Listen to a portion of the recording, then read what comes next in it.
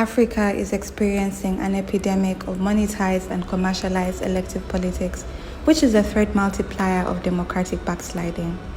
Unregulated money in elections is further raising the stakes and turning electoral races into violent political battles in many African countries.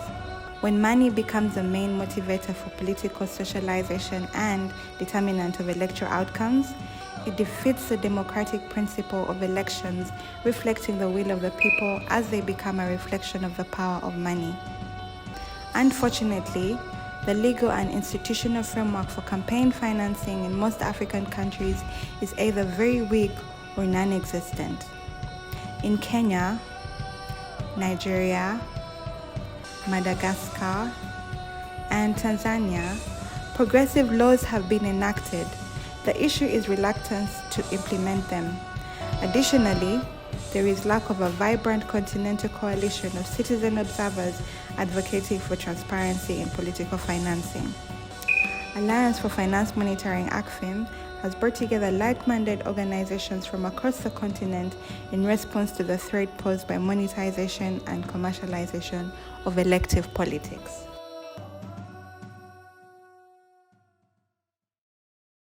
Welcome to our second panel for the day. We are discussing financing political parties in Africa, the nexus between campaign finance and political corruption.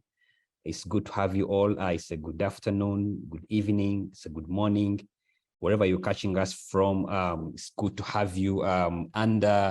Just allow me, before we start, to make a couple of house that we are live on this channel, but also we are able to provide you a bilingual option, both French and English. So you can look out for that option below the tools and click if you want to follow the discussions in French. Also, we have our hashtag Money Politics in Africa, which is also available for you to continue the discussion and post there your comments. My name is Felix Kafuma from ACFIM. ACFIM is Alliance for Finance Monitoring. Just to take this off and also to ensure that the discussion that is going to ensue, which is going to be hosted and moderated by CDD Ghana. CDD Ghana is a Center for Democratic Development, who are hosting this panel of discussions, and it will be Francisca Enchil who will be moderating the session. But before I hand over the microphone, allow me to provide a bit of a background that under this panel discussion, we are trying to interrogate the corruption influence of political finance donations onto the decisions and behavior of political parties and their leaders, with the understanding that there is a growing perception that money buys influence in political parties and skews them against interests of their supporters, and that will be basically the direction of the conversation. But that said, let me at this juncture hand over to Francesca Enchil to take it forward. Once again, you are most welcome, and thank you for being part of this conversation and being part of the virtual conference Money in Politics in Africa. Enchil, over to you. Thank you, Felix. And thank you all once again for joining us for today's program. The topic is important for everyone in the continent. And so we have very distinguished members here right now who are going to be members of our panel. We have Sheila Masinde, who has 19 years experience in anti-corruption governance management, media and outreach. She is currently the Executive Director of Transparency International Kenya, having served as Programs Manager, Head of Programs between 2015 and 2020. Transparency International Kenya has focused on interventions targeting enhanced transparency and accountability in political funding and election campaign finance through legislative reforms and advocacy and public interest litigation. We also have with us Afolabi Adekayoja. Please pardon me if I'm not able to pronounce your name properly. And he is a research analyst at the Ghana Center for Democratic Development, West Africa. His research focuses on the politics of policy, institutions, and governance, including electoral process in West Africa. His works have been featured in Foreign Policy Stares, Africa Arguments, Africa in a Country, and his views have been shared on CNN, BBC, Al Jazeera, and other platforms. He has a master in Africa politics from SOAS and a BA in International Relations from Queen Mary University of London. We also have Chimuka Nachibinga. He is from Zambia, proactive development economist who possesses 8 years of experience in governance, research, budget analysis, social economic advocacy, social accountability, and social protection, debt analysis, public policy analysis. In fact, his profile is so long. He holds Masters of Arts and degree in economic policy management obtained from the University of Zambia, Lusaka, and Master of Arts in project planning and management from Butema University, Kampala, Uganda.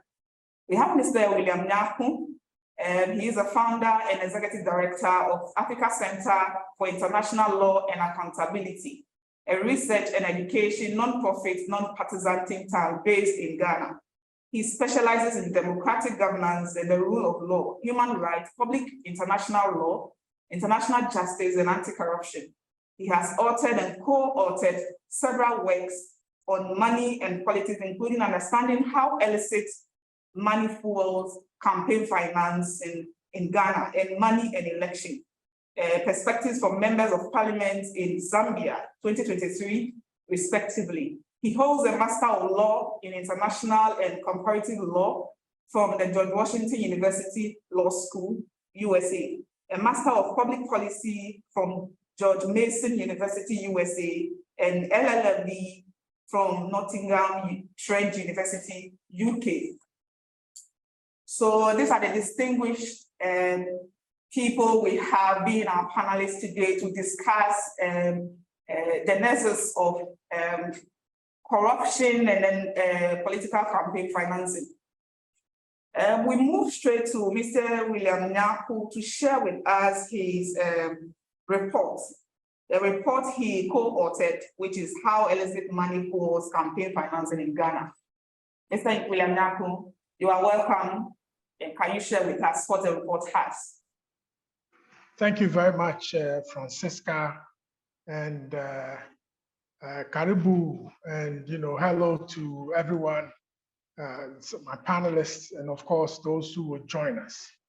I'm excited to be here to share some of the findings of the study on illicit understanding campaign financing, particularly the illicit part, which I was privileged to have led for CDD Ghana. This study was conducted in 2021 against two background concerns. One was the monetization of politics, which is how much it costs for you to run for elected office. And also that there had been several cases where some politicians had been found to have been involved in corruption. For example, back in 2005, a member of parliament, a sitting member of parliament of then ruling government was arrested in the US for trafficking in heroin. He was subsequently jailed. There were also other cases. So these two main concerns were at the forefront of the reason CDD did the study. The study therefore also took advantage of work that CDD had already done previously, estimating the cost of politics, such as running for election as a member of parliament. So we took advantage to also update the cost of running for election in 2021, current rates. And also zooming in on how these illicit funds get into our politics. Our methodology, which is always the case when you do a study, was a triangulation comprising desk research. This desk research focused on looking for published articles about people who have said publicly that they've made these donations and all of that, and what they got out of it. And second tier was also field work, which was the actual work proper, which identified the financiers. And when we say financiers, we mean persons who are able to donate a minimum of $100,000 US to a candidate or to a campaign. These financiers have a motive, and that motive is also to get something back, because you don't give money out for free in that huge quantity. And so we identified some financiers and what they get out of it. The third part was a validation process, where we provided these findings to members of parliament, other stakeholders, including the politicians themselves and business persons, to critique the data and to look at whether we got the issues we laid out right and the evidence to support it. The findings, we updated the previous findings by CDD Ghana, which had estimated that the cost of running for politics, for election as an MP was $85,000 at the time.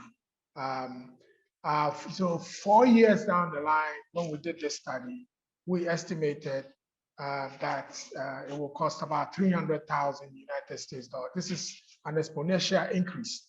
Part of the money was spent towards nurturing the constituency. If you want to become an MP, you don't just get up and say, I'm contesting. You have to be in the constituency for a period of time, 3 or 4 years, you'll be spending money before you even come up for that. And then also, we were able to provide some estimates about how much it will cost to run for president, which was estimated about 100 million United States dollars to run for president. We also recommended that there should be some itemization of the cost. One of the findings also was that the money influence tended to exclude candidates who were in a minority. So female candidates got less support to enter the election. So the exclusionary policies were against them. Also the youth, the amount of money that is needed to run for office, the youth normally do not have it because part of the sources of the money was from people's personal funds, the candidate's personal funds. Also, persons with disability and all of that were all, so they had this. Another part, obviously, was also an examination of the supply and demand side of corruption. The demand-driven type of corruption obviously came from citizens who made demands on these candidates. These candidates spend money on them, sometimes paying for personal things such as school fees for voters, paying all or part of wedding costs and all of that. So social events were drivers also. So demand-driven corruption coming from the. Once there's a demand from citizens, these candidates will have to find money. So the supply side is where they have to get the money from. And in some cases, which was the case as we saw, those who would spend about $100,000 US to support a candidate to do so. In return, they would want something. And then, of course, we also identified the sources where the monies were coming from. And a key driver on the illicit financial flows side was the fact that we were able to identify 9 financiers, the money bags, who have been providing these funds to these candidates. So it's a watershed moment study, and we had some recommendations, legal and institutional reform, and I'm sure there'll be time for us to talk about it. So I'll stop right here and hand it over, and there are questions afterwards we can talk about this. Thank you for your attention. Thank you very much for sharing that with us. That is quite insightful. And yes, we'll be getting to the point where we have to share very important recommendations. So just as William Naku has just shared with us, I presume that there will be maybe similarities or a bit different in how these activities run in the various countries. And so luckily we have panelists who are from different countries. And so we'll be going through all of them, and each one of us will be sharing, each panelist will be sharing with us what's happening in their country. And so that we have a clearer picture of exactly how the situation is with campaign financing with illicit money in Africa. And so we start with Sheila Masinde for her to give us from her own perspective from Kenya.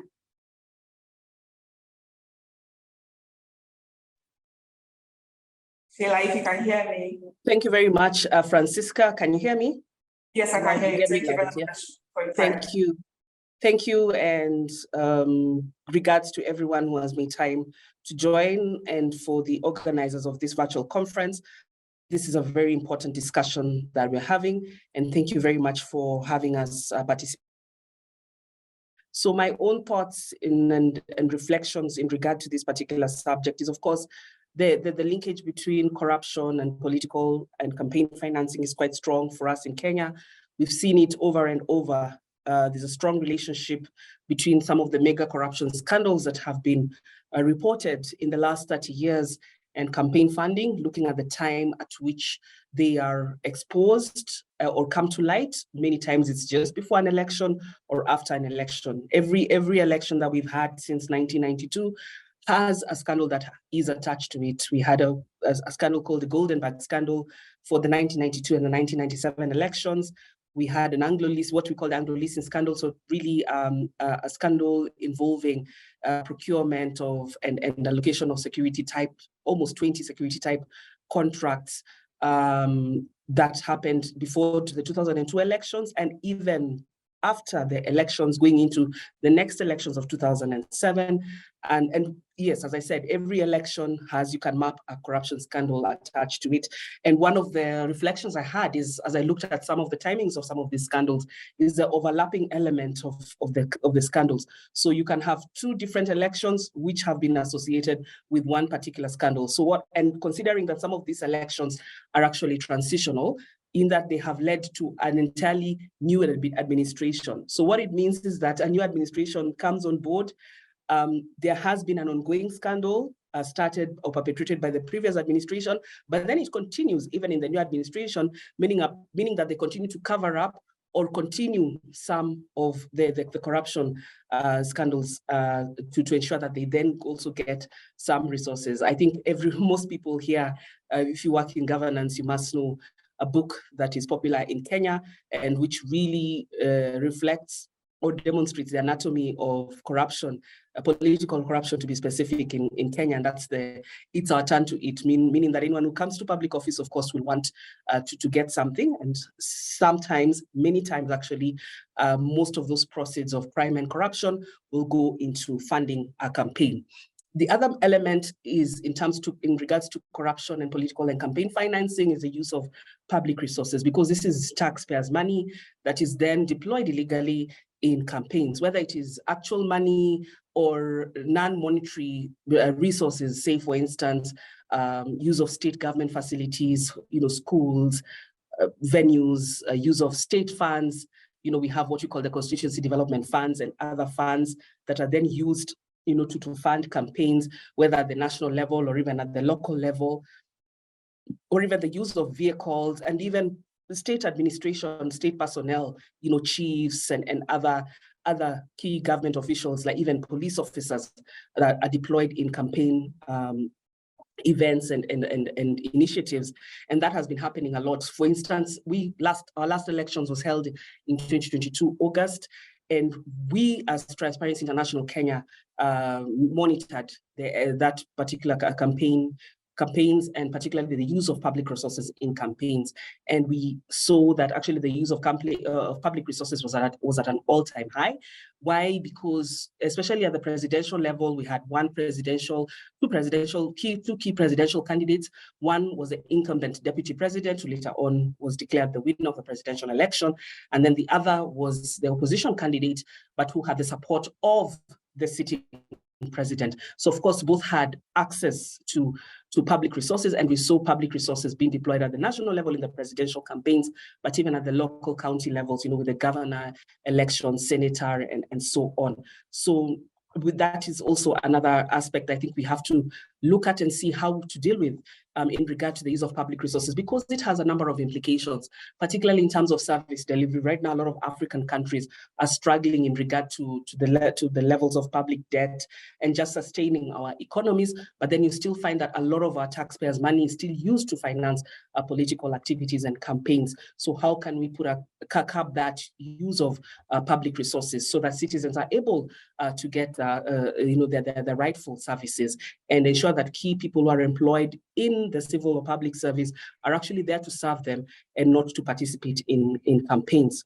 Now, the other thing that we have noted in the last, particularly in the last elections, as we monitored how they were conducted in the campaign funding, was the issue of, you know, the rise of entrepreneurship. You know, you find that campaign financiers are not necessarily interested in political office, but more or less in business opportunities with incoming governments. So of course, you'll find that people and sometimes people are funding two rival campaigns at the same time. You know, you're seeking patronage and connections, because if you support someone who goes into office, then that comes with patronage opportunities, you know, and the ability to be able to extract resources from government, from the center. And so you find that a lot of people are getting, you know, involved in some of these campaigns, not because they're interested in politics, but because they're just looking at some of the opportunities that come in regard to procurement and so on. The other aspect that is also important to you shortly. Okay. Sheila, sorry, but we'll have to wrap up over here. We'll be coming back to you, but let's hear from other countries as well, and then we'll come back to you. Thank you. We move on to Chimuka Nachibinga to share his country's issue with us as well.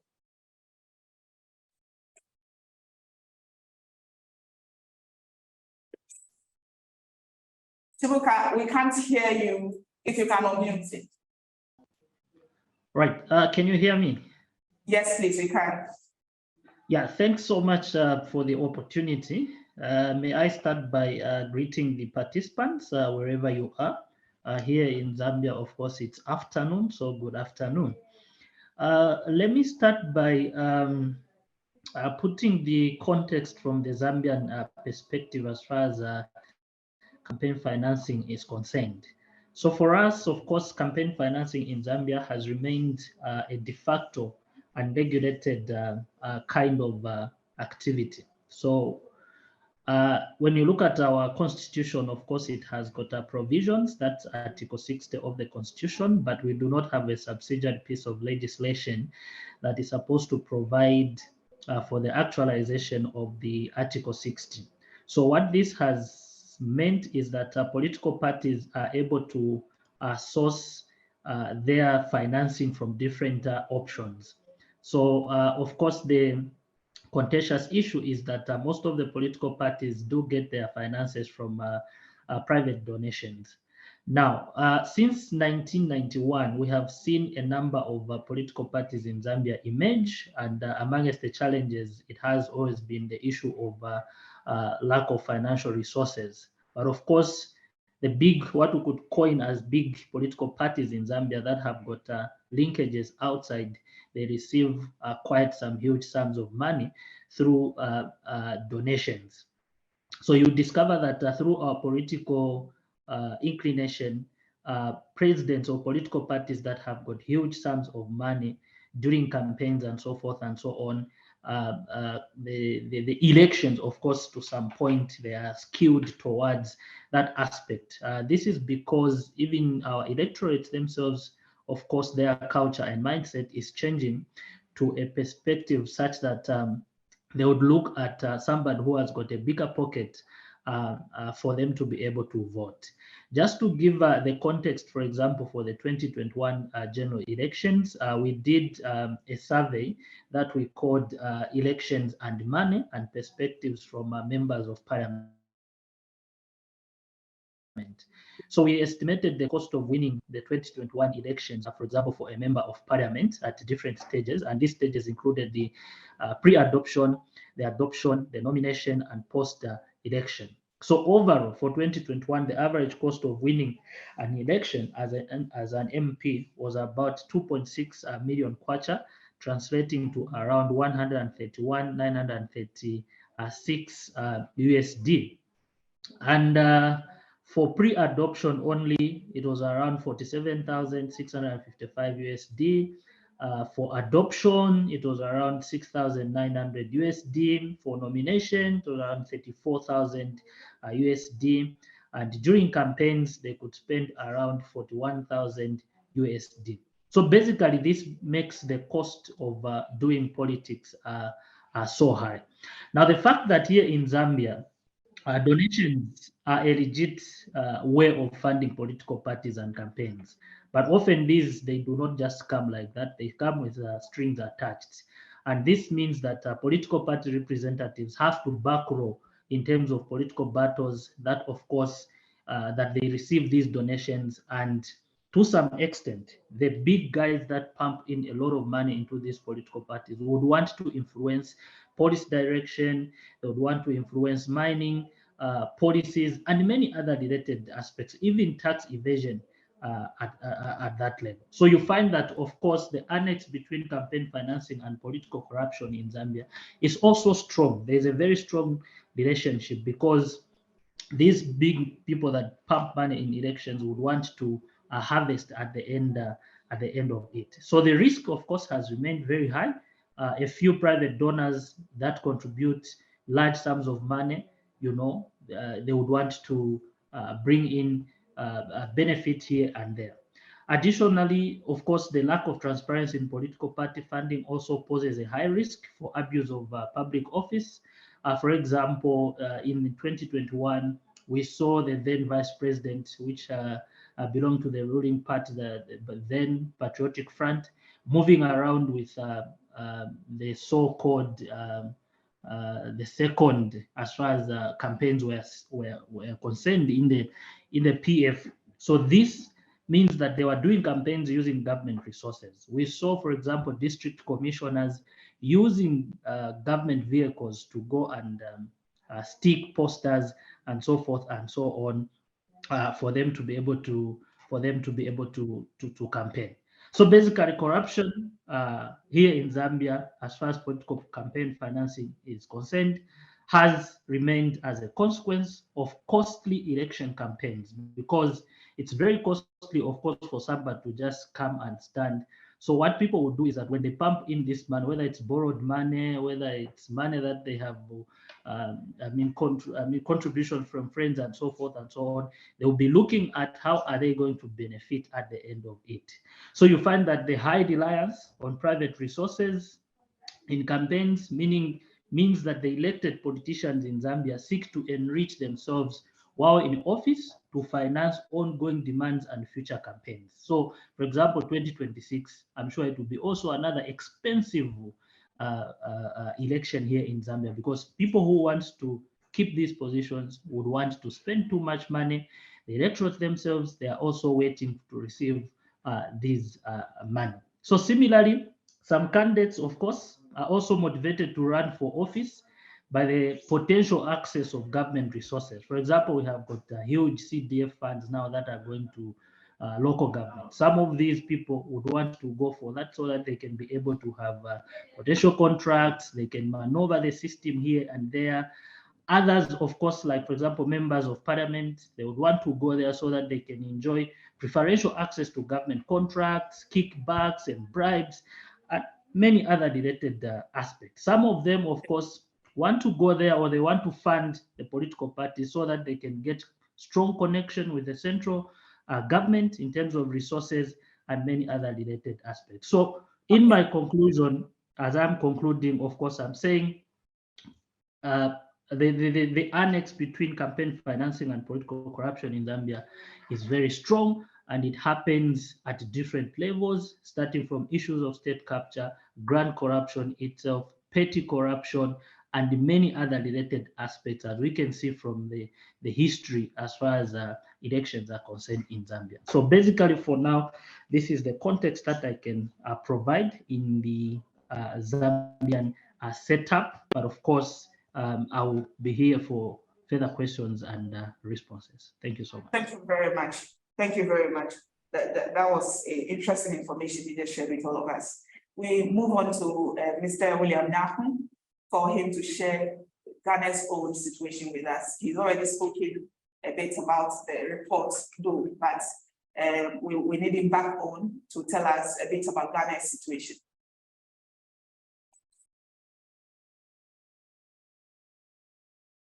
William Nahu.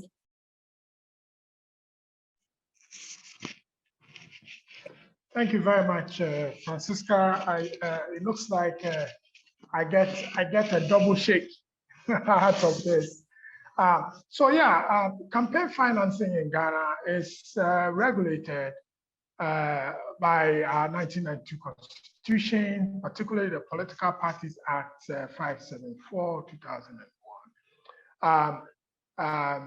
Within that framework, political parties are supposed to also demonstrate internal democracy. So the way in which candidates wanting to be MPs and candidates wanting to be run for president are regulated first by the Supreme Law. And of course, the parties have also indicated in their constitution how they run this. Basically, for the two political parties in Ghana, when the National Democratic Congress and the New Patriotic Party, these two parties alternated power since 1992. So basically, some of our remarks are typically geared towards them. Both parties have an election process. I know that in some of the African countries, to run for MP, some of the parties themselves select who will become the candidates. These two parties in Ghana adopt, an election process, and all of them allow a select group of delegates. Typically, if it's a constituency, you have about 500 to 600 delegates. And then if it's presidential, you have the percentage of these delegates from across all the 10 provinces, 16 provinces that we have here. I highlight this situation because this is part of the beginning of how the cost of politics goes up. So ordinarily, if you have all card-bearing members of that party, of a particular party, voting in a constituency, you will probably have about 10,000 or 15,000 people. But when you have a select group of about 100, it's easy for them to be targeted with money, which is what we see. So in all the internal primaries for candidates running for MP, there's been, a great deal of money influence in there. When it comes to the presidential, because in addition to you have 175 constituencies, you have representatives from these constituencies, 270 constituencies, converging at a particular place, maybe sometimes the capital also, being housed and fed for close to between travel time to the venue, sleepover, about 5 days or so. So it's a huge expense that goes with it. Cost of the party nomination is nothing compared to the amount of money that people, so it really raises the stakes. One of the ways we have recommended is that for the party that our election management body should take charge of it and run it like a general election. So everybody stays in their constituency and votes from there as a form of state support. As it is now, the parties themselves, will choose the delegates and they will bring them to a central location. And that raises the cost. So that's one of the things.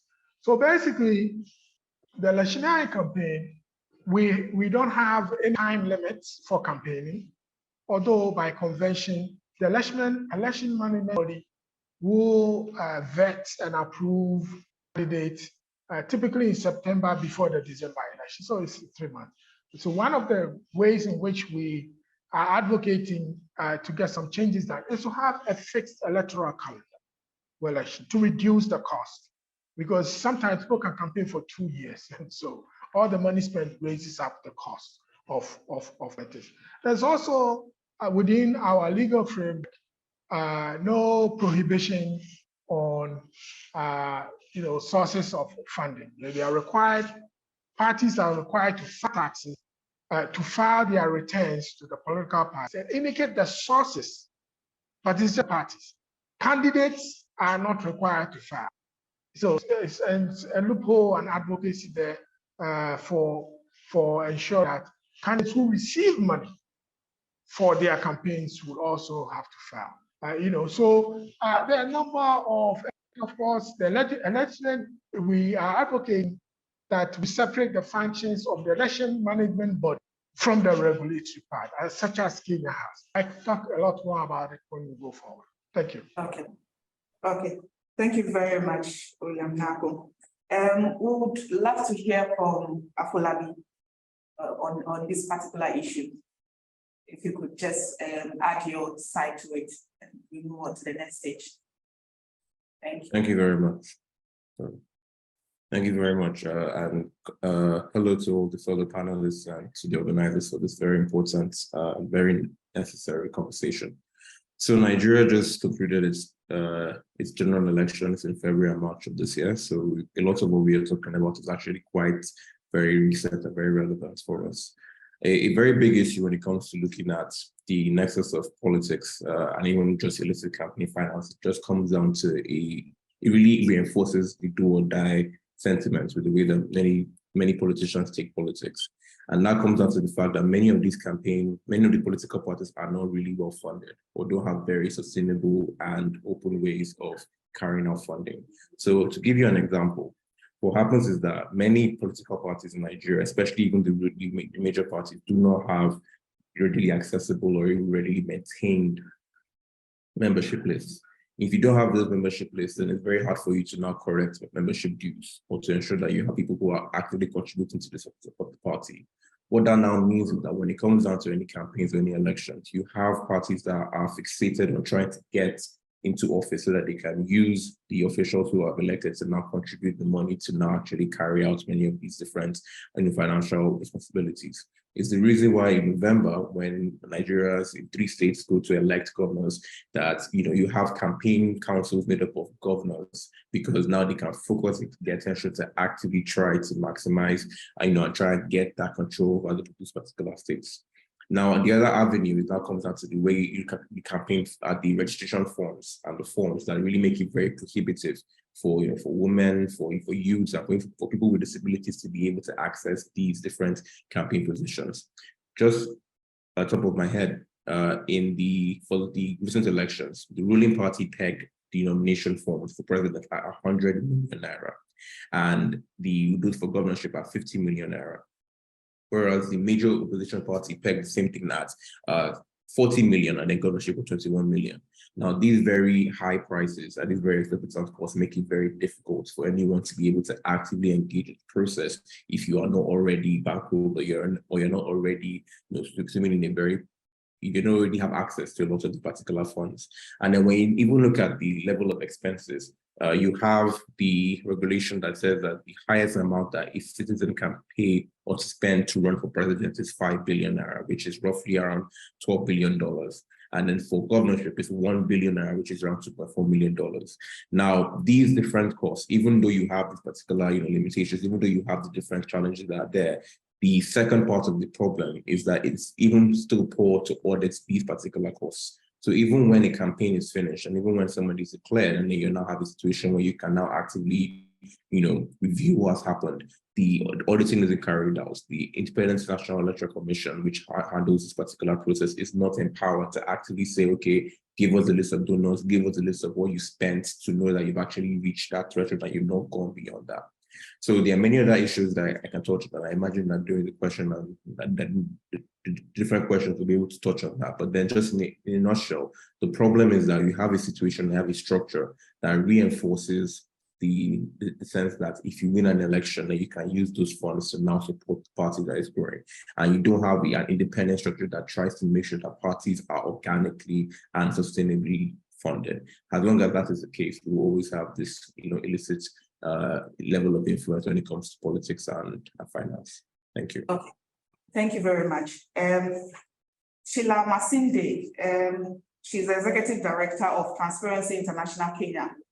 Any moment from now, she would have to excuse the meeting, and for that reason, we'll have to give her enough time to give us enough information before she leaves us.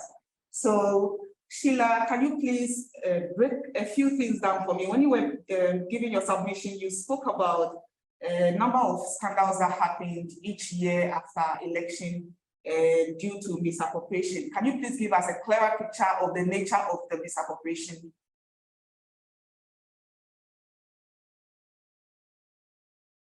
Thank you very much for an opportunity again to come back again. Yes, so the nature of scandals is actually just a big procurement type contracts. So what I would call grand corruption, but specifically related to procurement, because traditionally in Kenya, I would say that 90% of our corruption cases are procurement related. And so that has really been the backbone of corruption in this country, public procurement.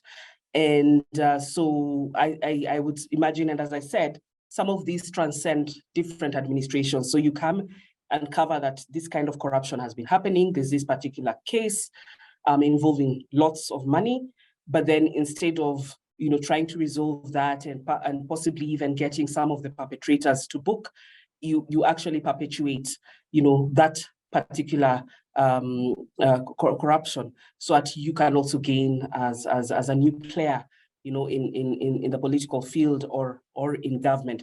Because even as we speak, some of the corruption cases that I have highlighted, including the one that I mentioned that occurred over 30 years ago, we are yet to get the culprits convicted.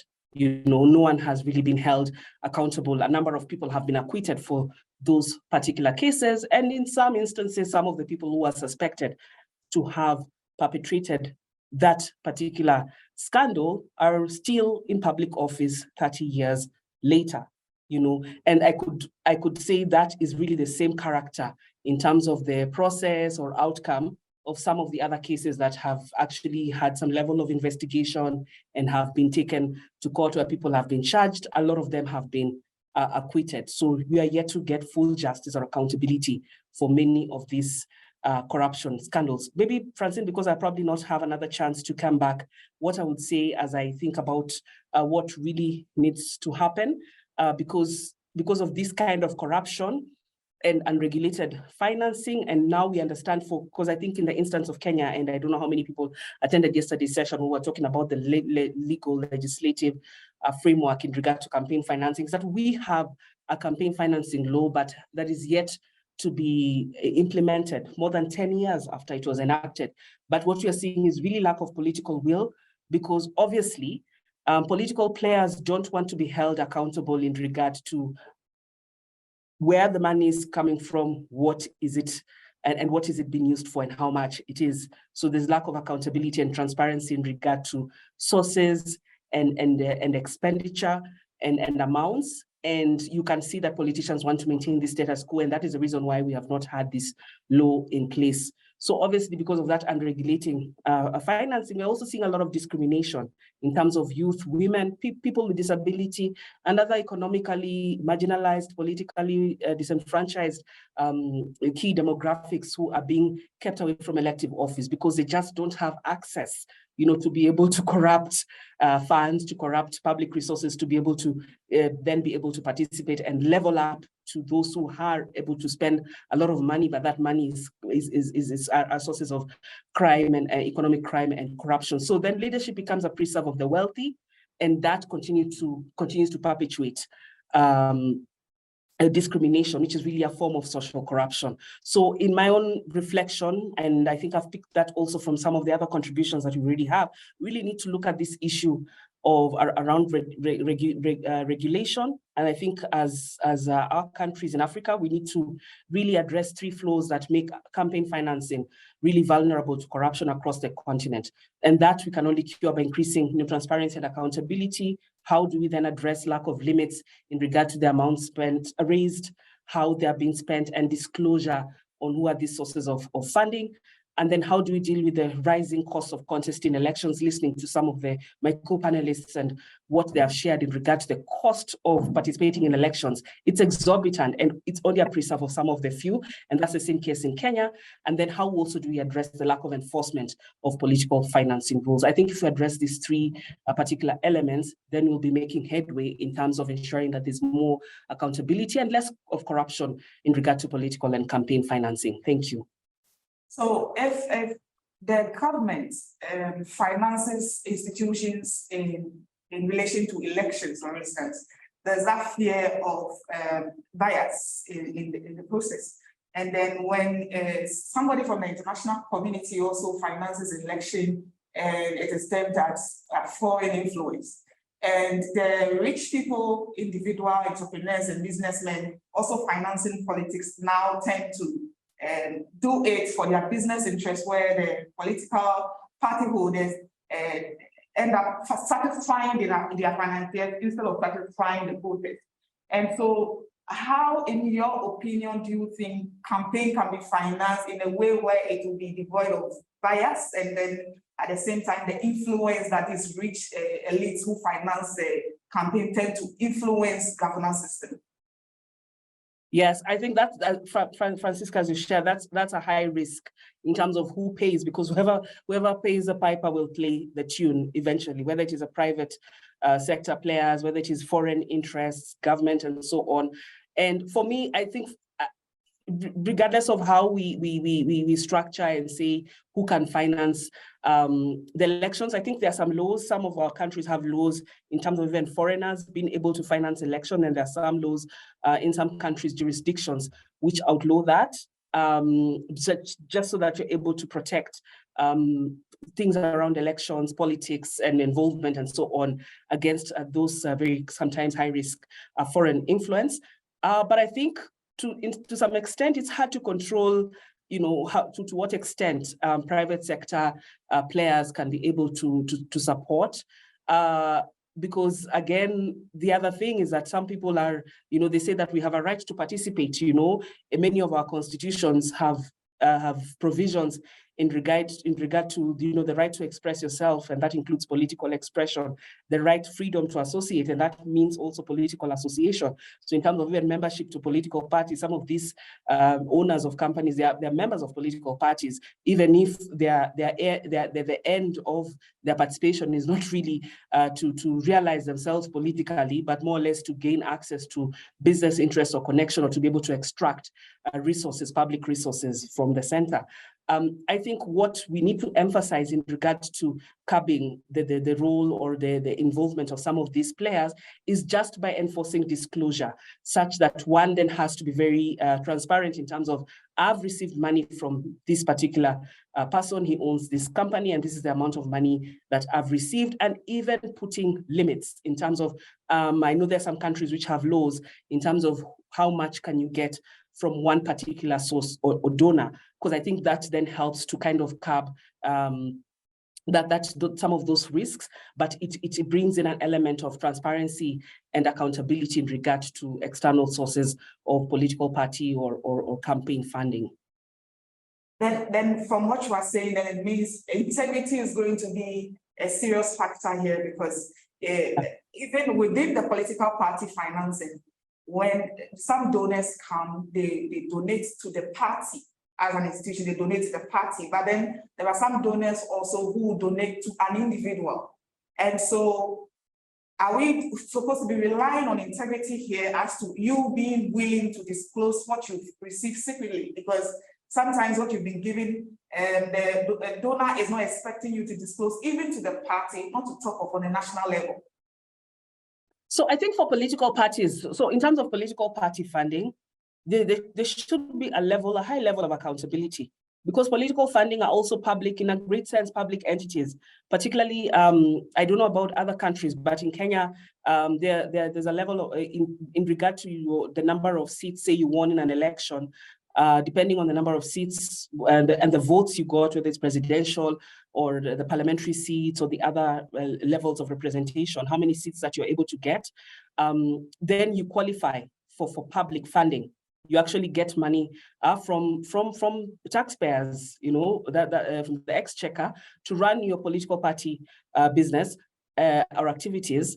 But then you have to account for those resources. Now, I would say that part of that accountability by political parties, you know, as audits are conducted on, you know, what they have received, what they have spent, and what activities they have been able to spend on and their amounts, that should include accountability for who has actually funded them.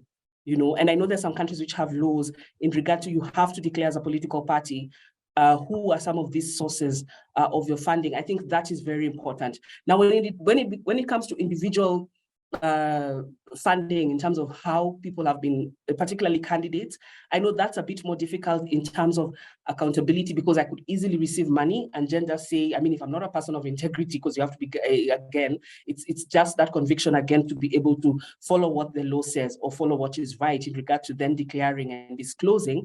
But we know that's not easy. For many individuals, they would rather, it's easy to keep that away from the public limelight or to report, you know, or even if there are laws touching on disclosure, but even for candidates. So I know for individual funding, that would be a bit difficult. But yes, I think integrity is key. And that is why, again, we say that we need to ensure that we give opportunities to the economically and politically disenfranchised, you know, the young people, the women, PWDs, they're probably less corrupted than other players, you know, the people who have been participating more in politics and elections, because I believe possibly we'll have a greater level of integrity from some of these newer players who have not had the chance, or who have not had the opportunity, who have not been tainted, you know, by the allure of big money and politics so far. But yes, integrity is really, really a key driver. And I think that is obviously very difficult to legislate or to put policies and rules around it. Yeah. Thank you so much for your insightful contribution to the discussion. And although you are leaving us, we really I'm following. Thank you so much. I'm leaving, Francisca, but I'm following. Just that I'm following. I'll not be on camera, but I'm following the discussion. But yes, okay. So I'm still with you. Thank you. Okay. Do have a nice day. Thank you. Bye. Okay, so we open up the discussion now, and for us all to share, we had to allow Sheila to give us enough information before being able to exit. So now we open the floor so that we all have a discussion and share more insight as to how this whole issue is supposed to be handled. The diversity and opaqueness of the channels through which money is poured into politics in Africa compounds the vice of political corruption. How does this statement relate with your country context? If you could each share with us.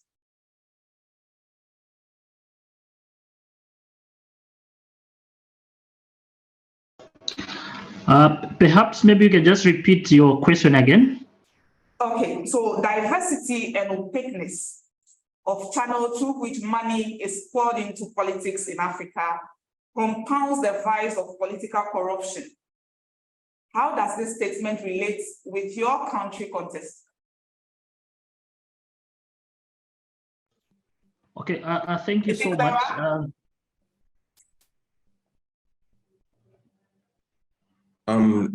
I can go to answer it, if it's okay. Yes. So I think one of the biggest challenges with regards to this situation is that it's actually not unique to the continent, right? So we know that the opacity with regards to the amount of the money comes into politics is not unique to Africa. Even in countries that we emulate, or that we bring our political structures from, they also have similar challenges on that front. So it's not something that is unique to the continent. But the biggest issue especially from a Nigerian perspective, is where the accountability checks and mechanisms are put in place to actively try to correct that. And I think that's where we struggle with a lot. So I made reference to the fact that, that even months after the election, there hasn't been an audit. There are certain limits to how much anybody can individually donate to a political party. So usually to a campaign, usually be 50 million. Now, the challenge there is that when it comes to even reporting these particular structures, so even just having that level of independent auditing, it's not present. So even from here in Nigeria, I can look and see which different groups, which different lobbying groups, organizations, even different societies are donating to a particular senatorial candidate or anybody who has been elected into office. And you are almost able to get an idea of, okay, fine, somebody is now supporting bills or even voting to support particular industries. You get an idea of where that particular emphasis is coming in. And then over there, we look at the discussion of the influence of lobbying in politics. But here we don't have those level of records. We don't have that level of accountability. It's a case where anybody can still donate money, and then parties and campaigns are not beholden to have to report or to even record that, so that it's very clear to know, okay, fine, this is where the money has come from. And this kind of structures means that anybody can easily share money in different forms, and then that now even leads to the other part of this dimension, which is now looking at voter trading. So we often look at it through the original elements of where you have an individual candidate and you have the parties that are now using money to either raise money or to even just support particular cause. But then we often don't look at the actual implementation when it comes to the election influence, and that's where we've been looking a lot about voter trading. The last 3-4 elections are taking place. So you look at the elections in February and March, but then also the off-cycle elections that happened last year for governorships in Nexus and Osun states. There was a higher rate of voter trading that was taking place, which means that you had agents of parties going out, actively holding money and saying that I will give you this amount as long as you're able to show your ballot and confirm that you voted for my party, and then you now vote and then I give you the money. Now, these things have not been actively checked. And then you're looking at the responsibility of, not just the election management body, but even security agencies and different organizations that are also in their own form or the other compromised because of the fact that there isn't that level of independence when it comes to institutions that are meant to check this.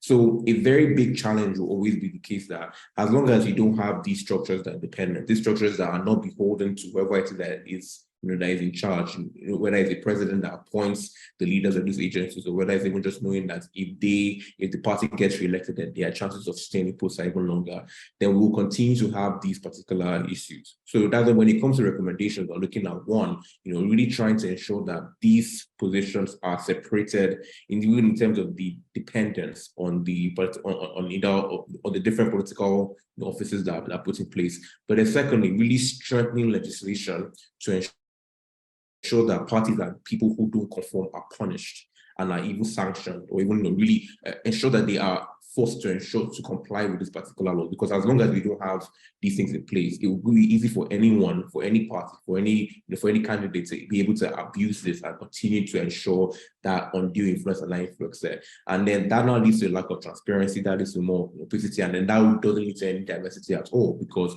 what you now find is that it's going to be the exact same template, the exact same people who have always been enjoying that will want to retain the status quo and will not be in a position to maintain that. It's the reason why, and then I'll just wrap up here, it's the reason why, even though 2 cycles back we passed the Not Too Young to Run bill that reduced the qualification for elected officials across different stages from the president to the State House of Assembly, the level of improved elected officials into these particular offices has not increased.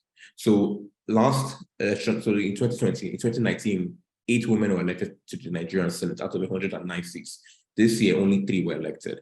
In the House of Reps, it was 14 last year. Now it's slightly more at 15, but then you're not looking at the particular level of which parties or which candidates these particular women came from. It's because they had support from lower parties that were not expected to do very well, that now managed to surprise, and confirm many different expectations.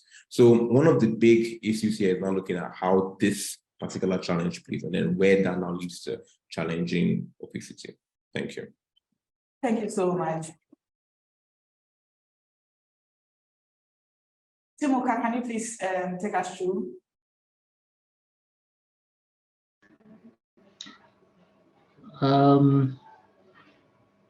Thanks so much.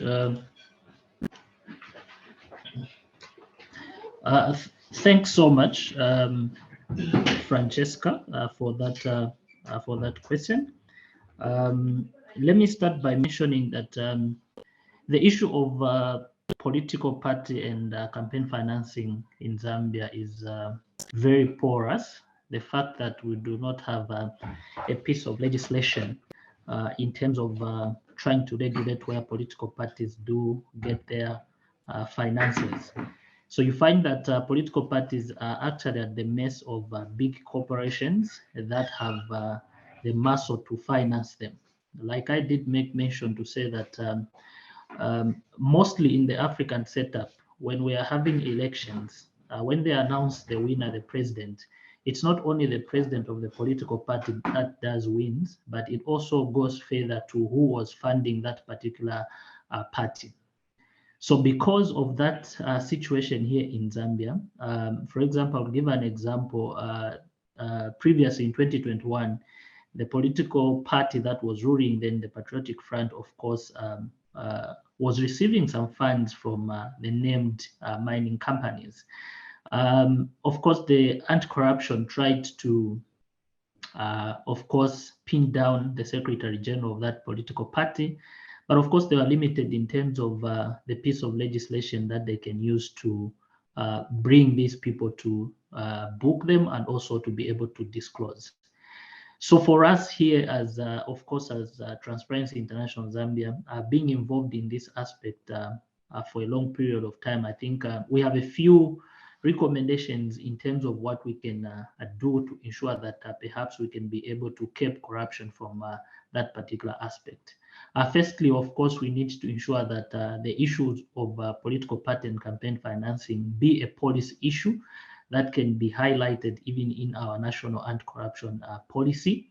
Secondly, of course, the civil society organizations need to come up with a coalition to ensure that they can be able to advocate for a piece of legislation in terms of campaign financing in Zambia. Basically, of course, we have what we call a political parties bill, which was not passed in 2017, but that can be taken back to the drawing board to try and remove out certain contentious issues. Of course, the most important aspect is the issue of disclosure for political parties where they are getting their funds. Secondly, of course, is the issue of putting a cap in terms of how much a political party is able to spend in a given election, so that these political parties, even small and big, are able to participate equally. Then the other issue, of course, is to bring in state funding. Of course, like I mentioned, our constitution does provide for state funding in Article 60, but we have not actualized this because we do not have a piece of legislation. What we can do is that we can try and come up with a subsidiary piece of legislation, but also learn from what other countries are doing in terms of who should be accessing these funds from the political parties fund. Secondly, marrying it with how much a political party should receive in terms of donations, we can put a cap. If a given corporation would want to donate huge sums of money, it would be better they channel those monies into a government political parties fund, and that money is equally then shared with all the political parties that that meet the criteria of course, accessing these funds. The other option, of course, is the issue of declaration of campaign contributions by different political parties. This one, of course, we can have it both sides, from the demand and the supply side. Even political parties that receive, let them declare. The people that would want to, or corporations that would want to fund these political parties, let them also declare. The other aspect, I think, from the Zambian perspective, is the issue of civic education. I think everything has to start with the mindset. Right now, if you go on the ground and you want to stand, the expectation of the electorates are very high in terms of how much you are going to be dipping into your pocket. So the mindset, to some extent, has completely changed. that somebody who is supposed to stand as a member of parliament or a councillor should have a lot of money. This is because the individuals who want to stand, first of all, they promise the electorate a lot of things that they are going to do. For example, imagine a candidate promising electorate to say, I'll build or I'll construct a road. That's not the responsibility of a member of parliament. That's the responsibility of government.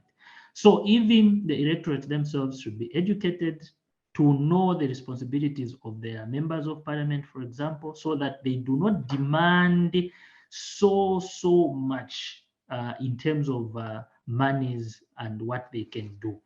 The other aspect, of course, if it's possible, but I mean, this would be pushing too hard. It's an aspect of you can as well ban some donations from foreign interest and parastatals. Of course, those that you think they can influence policy-related aspects and so forth and so on. For example, the mines, other big corporations, and so forth and so on.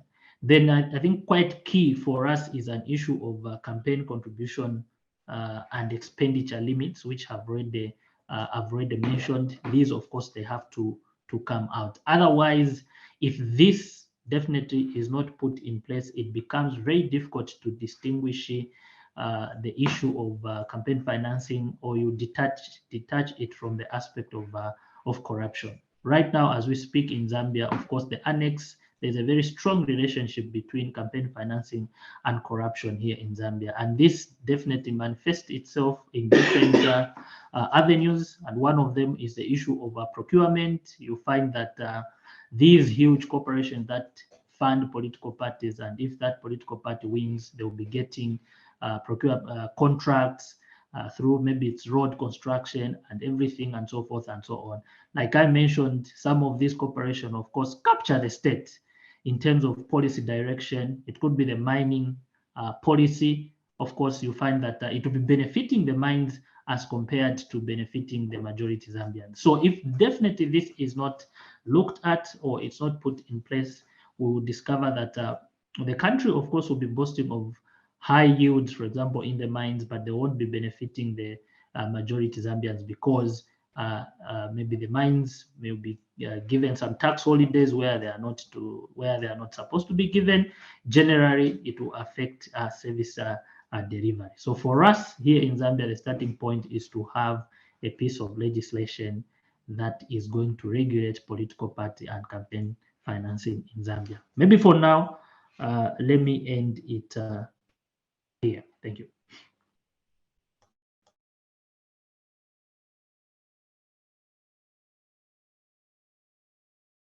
Thank you very much.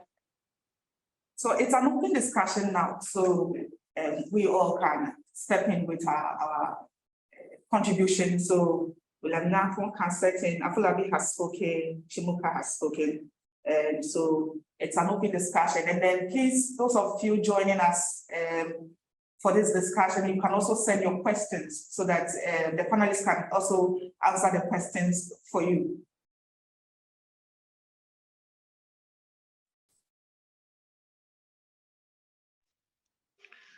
Okay, so whilst other people who have joined formulating their questions, thinking through their questions, let me add a few things to the question that Francisca just asked, and to which Chimuka and my other colleagues have so eloquently spoken to.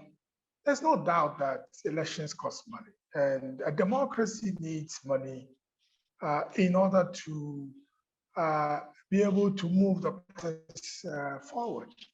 And so the thing is, if you take the Ghana case, for example, the legal framework, Political Parties Act, provides for sources of funding, that political parties can only receive funding from Ghanaians, that there should be no foreign influence, that it even has a provision that any foreigner who provides campaign funds to a political party risks deportation.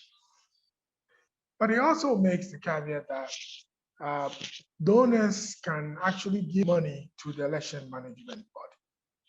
So, but the vagueness about this is that when it comes to candidates, for example, there is no provision for candidates report what they are giving. Also, for political parties, as we have seen, when they submit their annual returns, audited accounts, after an election or 21 days to the election, the election management body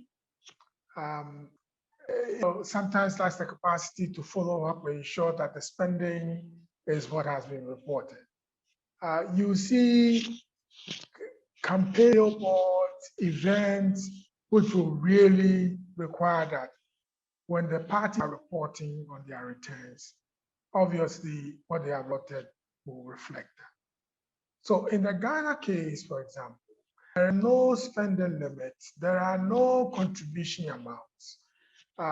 What is reported, sometimes as subscriptions from party members and all. So in the Ghana case, we really need to revamp our existing legislation to ensure that there will be contribution limits, to ensure that there are disclosure. It's not every amount that a candidate receives that is reported, but you set a ceiling, you set a ceiling that if you are contributing to an individual campaign, a candidate, you can contribute at this much. And you put in a provision for reporting.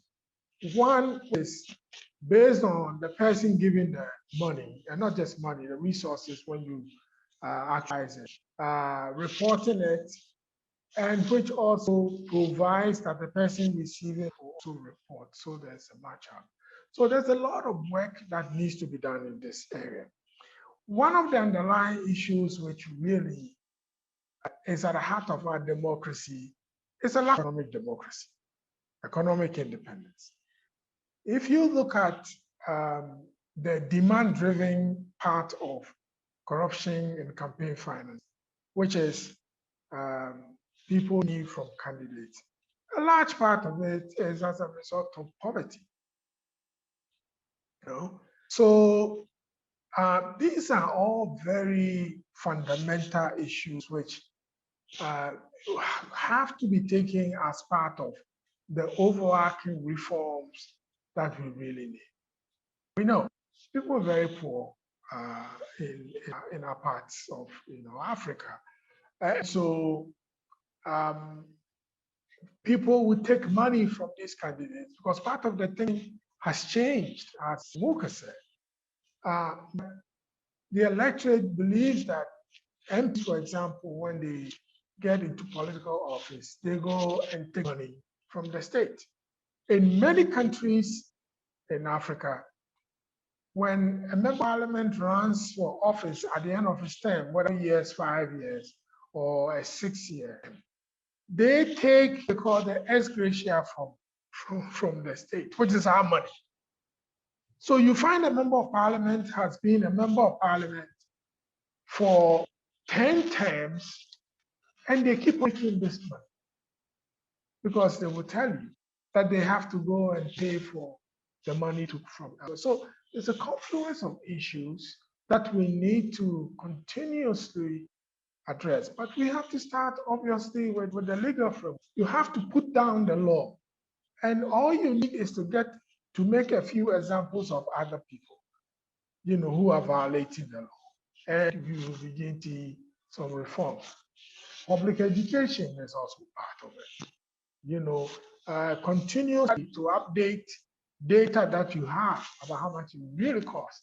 And in terms of setting campaigns or contribution amounts, you have to have data which unequivocally prove that to run for election as MP, for example, that through the various stages that Chimuka even mentioned, pre-adoption, adoption, nomination. You have to know the actual cost so that if you want to send a contribution limit, you really will be abreast with how much it takes to really run for political office. I'll stop here now and allow others to chime in. Okay, Felix Kamuma, is it Felix Kafuma?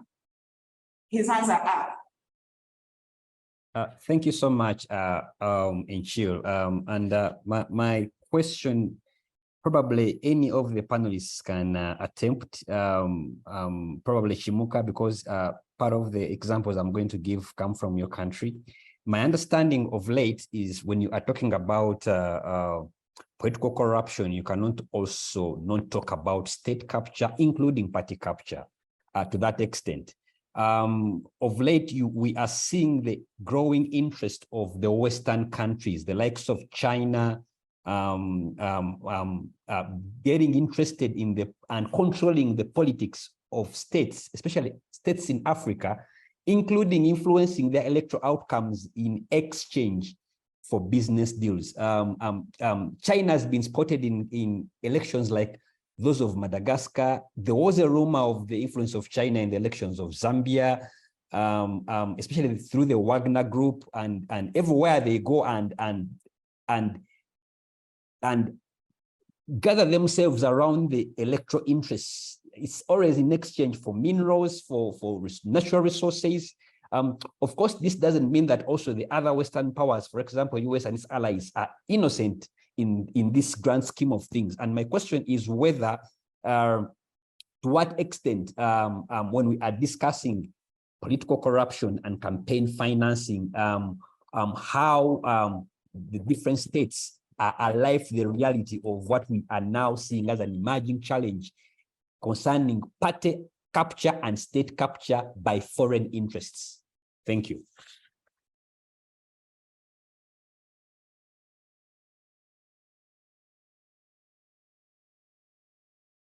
Okay, so his question was posed to Chimuka.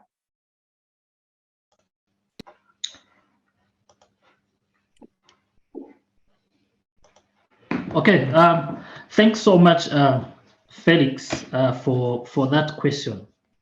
Yeah, I want to address this question by making mention to say that, of course, big corporations and other jurisdictions that do business, for example, China and so forth and so on. If you want to succeed in business, you definitely need to be close to the powers that be.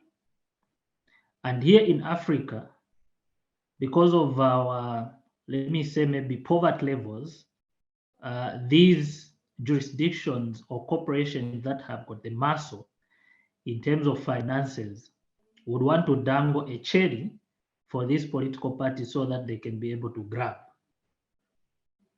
So these corporations will come with, I could say, low-hanging fruits for different political parties. Let's say, for example, the UPND here or the Patriotic Front, for them to be able to grab in terms of finances and so forth and so on.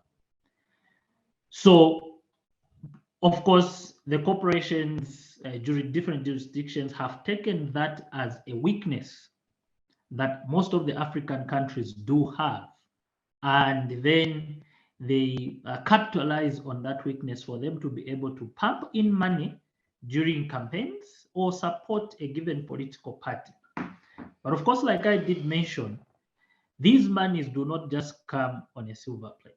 They come with strings attached, because these corporations, different countries have got their own different business opportunities that they have identified already in your country, for example.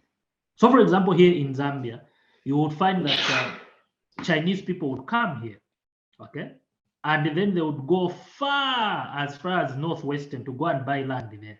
But a Zambian cannot go and buy land there. It's because we do not have money.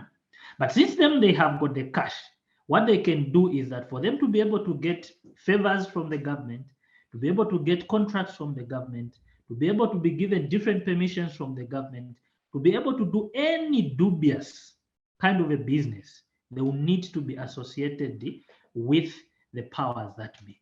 And I 100% agree with you to say these corporations, jurisdictions, of course, when they pump in money, their main aim is to capture the state. After they capture the state, they can influence policies, and then they can be able to benefit through different business ideas and so forth and so on. I'll give you an example here in Zambia. We had AVIC, of course, most of the Zambians that are here know it. And we know that in the previous regime, these guys were involved in constructions all over. And it is rumored that these guys used to pump a lot of money in the Patriotic Front. We also have mines that used to pump a lot of money in the Patriotic Front. And they used to do all sorts of tax avoidance and so forth and so on. Okay, so basically, I want to agree with you to say that our weaknesses could be the legal framework, could be our own mindset, our own policies, and so forth and so on, have actually auctioned ourselves. We have actually auctioned ourselves or auctioned our countries to the vultures, to the criminals, and so forth and so on, that are able to pump in money or buy our countries and use it for them to be able to have a lot of businesses and profits. Another example I can give you is a South African arrangement. Everyone knows here of the Gupta brothers. What happened? Of course, they captured the state and they are able to influence policies here and there, agricultural policies, mining policies, whatever policies, maybe even tax avoidance related issues. They cannot even pay taxes. So basically, this is what it is in Africa. But as a way forward, we need first of all to introspect ourselves and be able to put in, for example, a robust legal framework like William has mentioned to start with, so that we can be able and we are guided by either the legal framework or the policy as far as campaign financing is concerned in Africa. I submit. Any panel member would like to add something to the response for Felix? We appreciate that.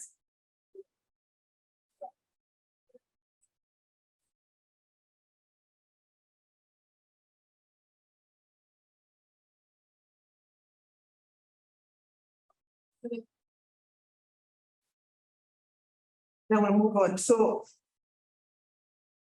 if we could discuss how we can reduce the cost of politics to reduce the need for financiers.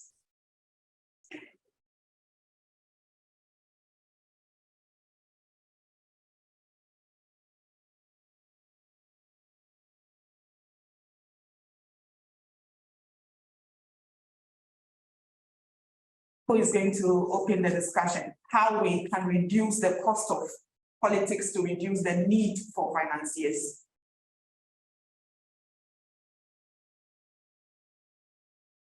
I can go if it's yes. Okay. So I was going to make reference to one of the more interesting stories of the last election cycle we had. So that was the candidate called Peter Obi. And Peter Obi was the leader of the Labour Party, and he was the candidate of the Labour Party.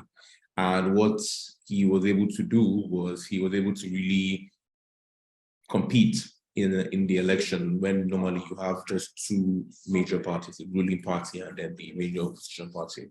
So one of the reasons why this was even much more interesting, really quite a feat, was because the last campaign cycle was the longest we had in Nigerian history. So that was 6 months. So from September to February, people were campaigning and were actively trying, to get votes.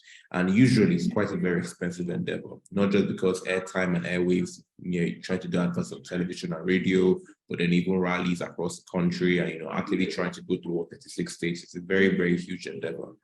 So one major thing that played a role in reducing the cost was the fact that you have social media, right? So social media is not as expensive. If you're able to, really just get your followers up and really engage, you can really maximize that level of interaction without having to pay for television and for radio adverts. In fact, what you found was that Peter Obi did not have many television adverts till the last 2 weeks of the presidential campaign cycle. So that played a very big role in obviously trying to help the way that he was able to engage and interact with citizens. But I think obviously the biggest way that we can change the way that elections are too expensive is in the way that elections are seen. Like I mentioned earlier, in Nigeria, we see it as a do or die affair. For many politicians, for many parties, if you don't win, you're out. If you don't do well, you're useless. And then if you're not useless, then that's another 4 years in the wilderness before you have a chance to come back and redeem yourself. So one of the biggest things that I can play a role for one is changing the way that we interact with politics. So whether or not it's trying to make it much more issue-based, if you have much more platforms for candidates to be able to provide yourself, then that's a much more different way for candidates to interact and for people to even interact with them and not just see them doing rallies. But another thing also, and I keep stressing this point because I know how important it will be as a game changer if we want to have it in the elections, is really changing the way that the election management body is able to evaluate and work with parties like candidates in terms of how much they spend. We have one singular election body in Nigeria that does every single thing in terms of registering parties, reviewing party conduct, taking electoral offenders to court, auditing candidates like auditing parties and registering parties. It's a very huge issue.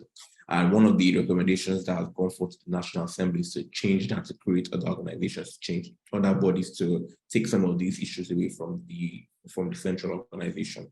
So one very important thing would be to have that dedicated focus in looking at how parties act, because if they cannot go beyond that amount, then they have to be much more, pragmatic. And if you can now get a level of momentum and support, you can get people even donating and contributing to the point where you're able to maximize how much you spend and ensure that you don't have unnecessarily an arbitrary expense of politics, of course, in politics. Thank you. So that would still take us back to having to rely on donations at the end of the day, right?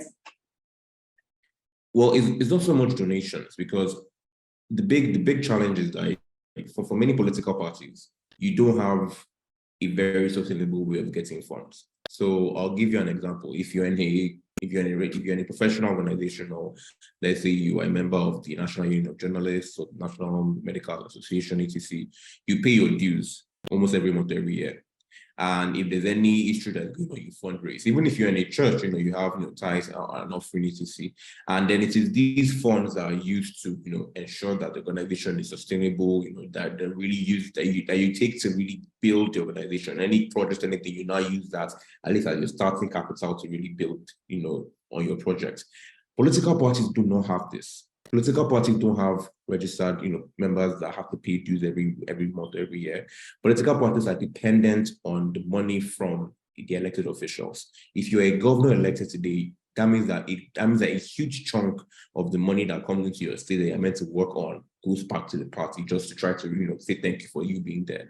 And then that now applies to just not governors, to senators, representatives at different levels, and also the presidency. So the challenge here is now, how do we try to remove that dependence on having elected officials to make sure that they are not able to sustain? How can political parties be much more sustainable, just in general? How can a political party be able to say, okay, fine, we didn't get elected this cycle, second cycle, third cycle, but we are building that level of momentum, that membership, that support, because that is the only way that you can remove that dependence of political parties on needing to carry out a do or die affair when it comes to voter trading. You have many politicians that will take loans, knowing fully well that they can go and spend the money on trying to buy votes or trying to get people, bribe and get that engagement, knowing fully well that if they get elected, then they can now pay back with the money that they've gotten. But then that vicious cycle now continues, and then it doesn't really at any point break. The way that we can break it is on two sides. One, actively working with parties to create much more sustainable forms. But two, also trying to ensure that there's stronger accountability mechanisms to force parties to ensure that, okay, fine, either the records they take, the records they keep have to be audited so that they know that they can get sanctioned or punished if they don't conform. If we don't have that dual approach, what will happen is that you keep getting the same structure where parties are just dependent on people who are there to just keep giving them money. And that's where one of the biggest issues is. Okay, thank you very much. Chimo, can you please add something to this particular question of how to reduce the costs of election to reduce the overdependence on financiers? Yeah, thanks so much. For me, I think the starting point is that we need to foster issues of integrity, accountability, and transparency in elections and politics. And basically, since we are discussing issues of money here, I think the first starting point to reduce the cost of politics in Africa or in Zambia here, for example, is to regulate the inflow of money into politics. This brings me to the point that what we need to do, of course, is to put a cap, that's number one, in terms of how much money a candidate can spend, for example, to campaign as a member of parliament, to nature, during adoption, and so forth and so on. So when we put a cap, then it means that we must also be able to devise a mechanism that is going to monitor how much each member is spending. By so doing, we'll be able to even the playing field such that even people that have got too much money, they will see money to be useless in terms of pumping it into politics. Then number two is an aspect of disclosure of the sources of money, because the mechanism that we should devise to lessen the inflow of money should be able to know where this money is coming from, such that if these people have the luxury of pumping too much money after giving them a cap in terms of how much they can support an individual or a political party, then we must be able to slap them with sanctions such that they can stop that aspect. Secondly, for me, I think is also establishing a political parties fund, okay? Learning from other decisions, such that if we have got corporations that have got a bigger muscle in terms of the monies, they can be able to channel their money into a pool, okay, whereby political parties can benefit all of them. This money can be equally be shared with the political parties that meet the criteria of benefiting from that particular fund. Then the other aspect, of course, is that for political parties, we need the aspect of accountability. And the aspect of accountability goes further to ensure that political parties are able to submit their annual financial reports, okay? And they should be audited so that we get to know how they utilize those monies that they receive. For God's sake, in an aspect of campaign, I mean, there must be a cap in terms of how much money should be used in campaigns. Otherwise, if we don't put a campaign, we'll always be toasting a particular seat to the highest bidder in the African context. I submit. Thank you. Then it's Nima. Her hands are up and she would want to ask a question. Yes, thank you so much. I want to thank everybody. Are you hearing me? Yes, we can hear you clearly. I want to thank everybody for this wonderful forum. Thank you for I want to joining us. thank everybody for the great suggestions which have been brought up. I'm only worried that the suggestions we are proposing are hypothetical. They are not doable. We don't have a forum where we can design these policies. Even if the policies are there, we don't have the mechanism for enforcing them. So for me, my experience has been working with the grassroots communities through the churches and women. And some of the success stories that I can think about of addressing the issue of money is when communities are empowered through civic education, through an organization which the government would find hard to interfere with, because NGOs in many countries, they will stop any NGO doing civic education.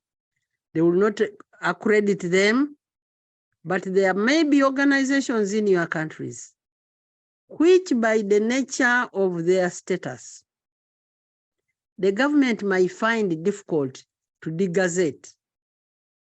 See how you can partner with some of these organizations. Start civic education early and avoid voter education, because when you do it towards the elections, then everybody is thinking about it. But when you do continuous civic education over a period of time, you are able to empower communities to say, you eat the money, but you vote where your heart is. When there are examples where the highest spender was not the one voted into office, next time that high spender may have reconsideration, and even other people may have reconsideration when they notice that some communities, you may spend a lot of money on them, but there is no guarantee they will give you the votes. Make high spending unpalatable. Otherwise, if we just depend on these policies, which we know, one, in many cases, they will not be passed. Or if they are passed, there will be no goodwill or political will to implement them. There is no mechanism for implementing them. We are just having a wishful statement. But I'm not saying we should not lobby and advocate for those policies. But as we do for policy, we advocate for policies and maybe design mechanisms for operationalization. Like I know one time Kenyans had a civil society forum which held leaders accountable to stop violence, and they held them accountable to it. And they intimidated them and they followed them up. But as far as spending money is concerned, even individual MPs will not tell you where they got money from. These political parties will not tell you where they are getting their money from. And the most powerful are the most notorious. They will never tell you. Those ones in many countries, they are even the ones who don't give returns to the electoral commission as required by law. So when you have the laxity with which information would be given by the politicians and the parties, our strategy needs also to target the recipients of the money. They receive the money, but they vote issues. They vote the people who they think can help them. And we lobby for opportunities to be able to have these messages passed to the communities to say, vote for people who are going to be servants of the people, not people who would have bought you, and after they have bought you, they go away and they have no obligation to come back. So that type of civic education needs to go on over a long period, 3-4 years before the elections. By the time of the elections, the communities, through maybe different programs you are doing, have been educated into how to choose a good leader. But when we wait, these leaders, they will stay in the city, they will wait when it is time for campaign, They will come with the balls, the football youth, they are in football, they are in games, they are in what? They are mobilizing them to fight, to sing, to eat, to drink. They are bringing discourse for them to dance. So the issue of voting issues is lost. So among the issues which need policies, yes. Implementation, yes. Can we also see how we can target to do continuous civic education in a partnership with some organizations which have grassroots programs which can do this civic education and educate communities on a regular basis long before they select the leaders. Thank you. Thank you very much, Zina. So there's a question. Someone wants to know how to sell these reforms to legislators who they currently benefit from it individually, as well as at the party level. How do we sell this idea, these reforms to the legislators?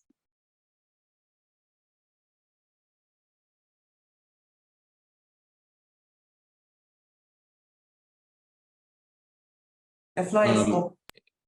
Just one very quick answer. The way you sell this form to legislators is to change the legislators in the way that they are able, in the way that they are the one that benefits from this. Now, we're now going into a much more idealistic approach, I assume, because now you're thinking about how do you change the structure to ensure that legislators can push this. But ultimately, what you're looking at is there are different avenues. One is you make this a hot-button topic. Before the Not Too Young to Run bill was signed in 2018, it was a 6-year, 8-year effort that was continually pushed, in which, tried to get different legislators to say, okay, yes, I'm supportive of this, I am in line with this, I agree with this, and then you get that momentum going, so that now becomes a hot-button topic that you almost commit them to say, yes, I will, if I am re-elected, I will support this. And then you hold them to account because you can see those who have supported or those who have not supported. You make this an issue that also gets a level of funding or support. So whether or not it's companies saying that we will actively fund or support campaigns and will actively also manage the way that this is actually carried out if this legislation is put in place to ensure that that's another way to incentivize them. And 3, you make it a very clear avenue that we will only support candidates who are actually looking at this legislation. A topic that's likely going to raise in the coming, a topic that will likely become a big issue, especially in Nigeria, is looking at the issue of gender representation in politics. It's abysmally low, and it's very, very, it's not representative of the way the country is. So now that's going to be a new avenue in terms of, okay, fine, the legislators that you speak to, are they able to confirm and say that they will support what is going on, and they will actively try to ensure legislation? Last year, we tried to get an amendment to the constitution passed that would also improve quotas for women participation in politics, that would also allow men that marry Nigerian women to get citizenship. And these things were voted down. And it was a very big issue. It led to protests in the country. But it's now actively trying to say, okay, fine, the people who come in, are we actively engaging with them, with the party, with the individuals, to make sure that they support these levels of growth? And that is one way that you can change it. Anything else is completely dependent on the status quo, assuming that this now benefits them. But what you want to do is that if you cannot change the structure, you change the people that are making the structure. And that might be a longer term slog, but then something that can actively gain momentum if managed and coordinated effectively. Okay. Thank you very much. Chimuka, can you please add something to his response to that question briefly?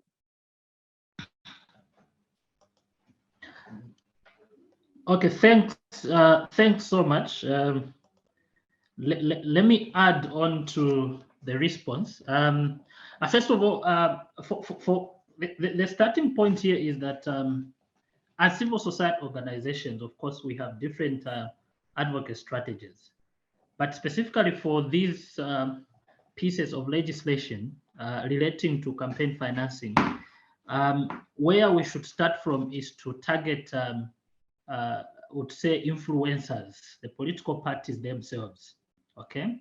Try to have an honest conversation with them, have some engagement meetings, have some dialogue, indicating to them, okay, the benefits of having such a pieces of legislation. And secondly, you can also identify some of the champions, the lawmakers themselves, for example, members of parliament, you know, that you can speak the same language, give them the research that you have done, show them the benefits, and so forth and so on. And I'm speaking from experience. What we have been doing here in Zambia is that, first of all, we started with the aspect of civic education to all the political parties in terms of their structures, starting from the lowest level, which is at district level, provincial level, and national level. And from there, we identified the members of parliament, a committee at National Assembly, which is human rights and democracy, where we had an honest conversation with them, of course, with different mixed feelings here and there. And then I could say that we managed to convince them to some extent in terms of ensuring that we need this piece of legislation. So for me, I think there are so many avenues that we can use to advocate for this piece of legislation. We need to start with targeting who are the influencers, the same political parties, engage them, share with them the best practices, where this is working and how it is working and how it can benefit them. Identify the lawmakers, okay? If you have got, for example, during the before 2021 elections, when the UPND was the biggest opposition political party, of course, we worked with them, we invited them, discussed with them this issue. If they are agreeable, let it be a campaign promise, and then it becomes easier for you to be able to hold them accountable.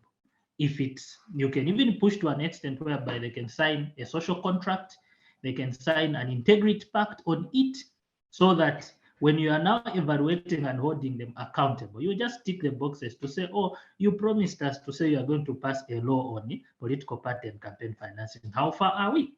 Okay, so for example, here in Zambia, during the UPN this time when they were in opposition, they promised of access to information. They promised of scrapping off the defamation of the president. They promised of reviewing the Public Order Act into another law, and so forth and so on. And those were, they are actually in their manifesto. And it's become very easy for us to actually hold them accountable and to push them to ensure that these pieces of legislation are enacted. So those are some of the strategies and avenues that you can be able to advocate and lobby for such important pieces of legislation. I submit. Thank you so much, Chimuka. There's a follow-up question from Felix. He is asking, basically, what incentives can we give to the legislators to inform the law, to reform the law? What incentive can we give to the legislators to reform the laws? Do we need to give them any incentive?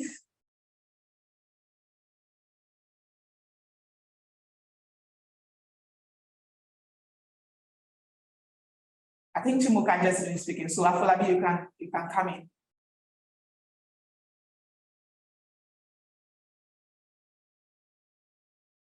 The only thing I was going to say is that the only incentive is really staying in post, or or re-electing them, or keeping them relevant. Because what we can do is that if they are not, if we make it in a case where it is the movement and it is the clear will of the people, any legislator, what they are sort of going to want to stay in position. So they are going to want to, okay, fine, you're on the right side of history, and then they don't get to move. So that is an incentive in itself. Another thing also, like I mentioned earlier, is that when you have groups that are actively, encouraging and supporting lobbying efforts, then they can now actively, at least support by, encouraging or endorsing candidates who are openly clear, who are clear saying that they will support these kind of, amendments or these kind of changes.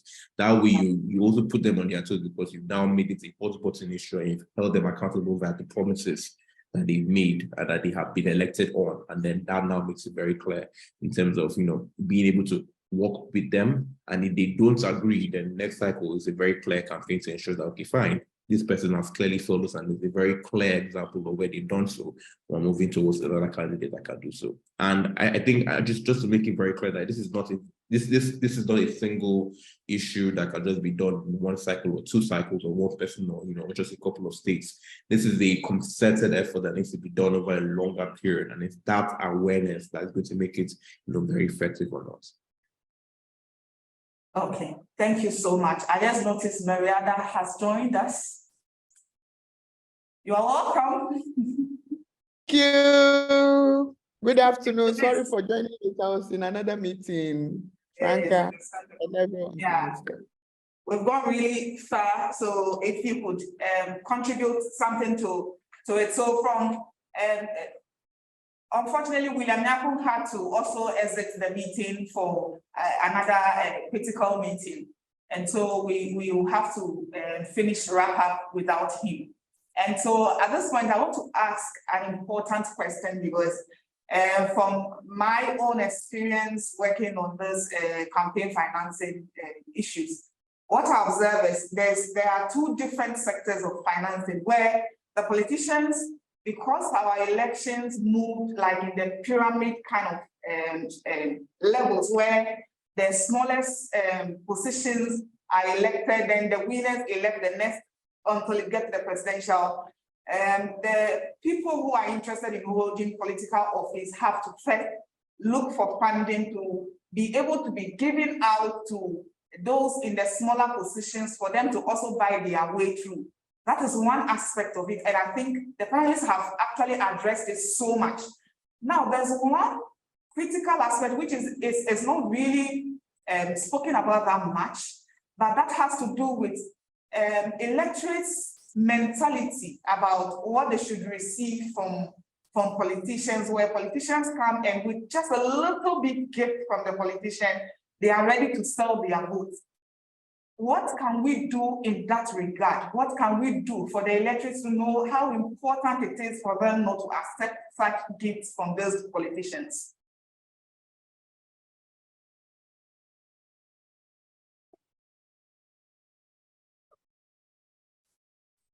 Timoka, can you take that up?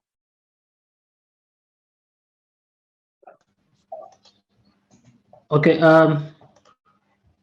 Thanks so much. Maybe before I respond to what we can do to the electorate, let me add on the response that has been given regarding Felix's question on what incentives we can give to the legislatures. For me, I don't think we need to give them any token of appreciation or incentives, maybe in form of money or something, no, but we just need to show them the benefits of having such a piece of legislation.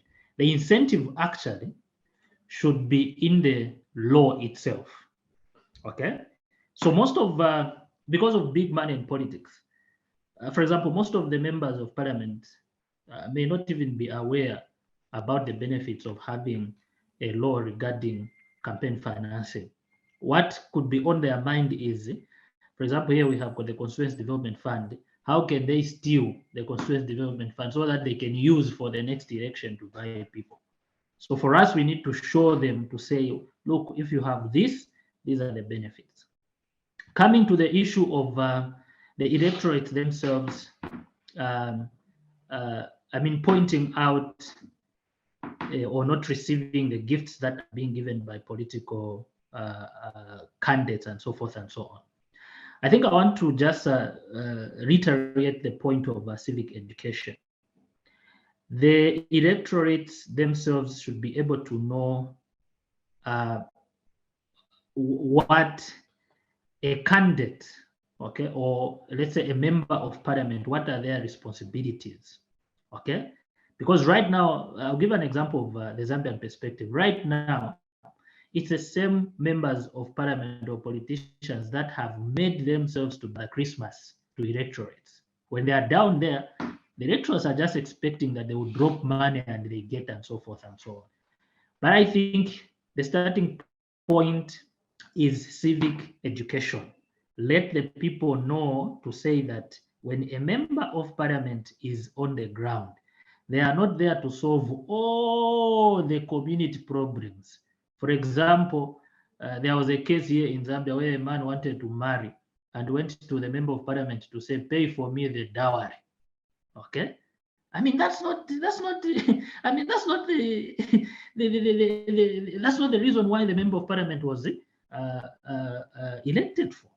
So it is the ignorance and the illiteracy levels that are actually working as far as these electorates getting advantage or receiving whatever they can be able to receive. So for me, the aspect is how do we do behavioral change to our electorates so that they can be able to know and what they are expecting from a respective member of parliament. So it has to do with it, sensitization, civic education, what the electoral commission bodies, what they can do. If here in Zambia, the Electoral Commission of Zambia can continue with civic education so that each and every member can be able to know. But if what we have already is polluted, it can as well start with embedding some of these things in the curriculum, okay, with the new crop that is coming.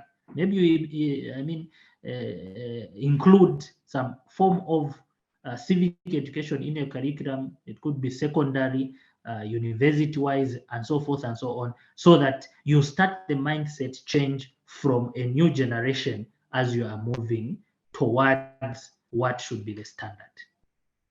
Okay. Perhaps I could end here. Yeah.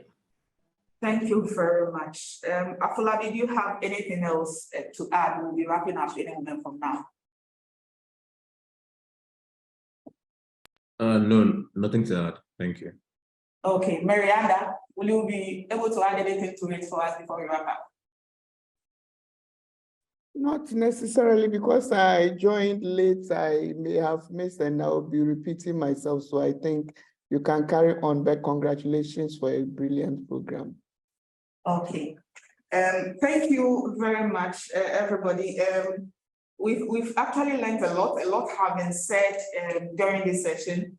There's been several suggestions as to what we should do in order to improve our electoral processes and to try to fight the corruption that comes with campaign financing, election funding.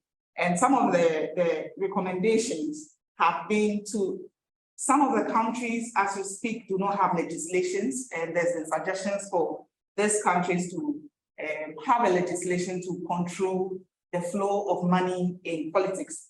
And some countries already do have the legislation, but it's not being implemented. So there was a suggestion that the countries already having the legislation should implement it for the benefit of all. And then there were suggestions also to set up a limit as to how much an institution or an individual can spend, can contribute to an election or can donate to an election, and then a limit to how much a candidate or a political party should spend on an election, and which should lead to accountability and openness, and then we need a lot of integrity in order to move on and be successful with this. And then there was also a suggestion for an update on data to prove the actual cost of an entire election, so that sets as something to look on when planning. Even when looking for funding, you have factual evidence to back whatever you are doing. And then there was also a suggestion for establishment of a political party fund where private individuals and institutions can donate money into for political parties to rely on when the need comes.